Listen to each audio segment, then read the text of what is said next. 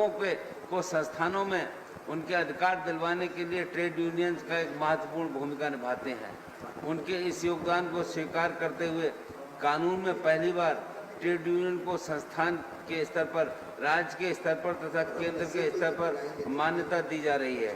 सभापति महोदय, किसी भी श्रमिक की ये नौकरी यदि छूट जाती है तो दोबारा उसके रोजगार की संभावना बढ़ाने के उद्देश्य से IR कोड में पहली बार री-स्किलिंग फंड का प्रावधान किया गया है। इन श्रमिकों को इसके लिए 15 दिन का वेतन दिया जाएगा।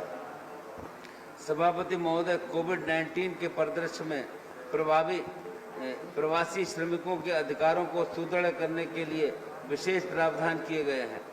प्रवासी श्रमिकों की परिभाषा को व्यापक बनाया गया है। अब सभी मजदूर जो एक राज्य से दूसरे राज्य में आते हैं उनका वेतन 18,000 रुपये से कम है तो वे प्रवासी श्रमिक की परिभाषा के दायरे में आएंगे और उन्हें सरकार की कल्याणकारी योजनाओं का लाभ मिल पाएगा। इसके अतिरिक्त प्रवासी श्रमिकों के लिए एक डाटा बेस बनाने का प्रावधान, उनकी कल्याणकारी योजनाओं को पोर्टेबिलिटी, एक अन्य हेल्पलाइन की व्यवस्था तथा उन्हें साल में एक बार अपने मूल स्थान पर जाने के लिए एम्प्लॉयर द्वारा यात्रा भत्ता दिए जाने का प्रावधान किया गया है। सभापति महोदय, क्योंकि श्रमिक और उद्योग दोनों एक दूसरे के पूरक हैं, इसलिए बदलते परिवेश में हमारे श्रमिक और उद्योगों की आवश्यकताओं में संतुलन होना चाहिए।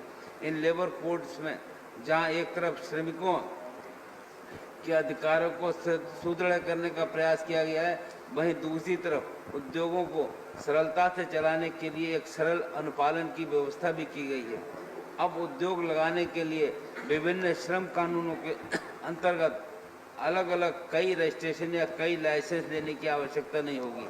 जहां तक संभव है अब हम रजिस्ट्रेशन, लाइसेंस इत्यादि को समयबद्ध सीमा में और ऑनलाइन प्रक्रिया के अंतर्गत प्रदान करने की व्यवस्था करने जा रहे हैं।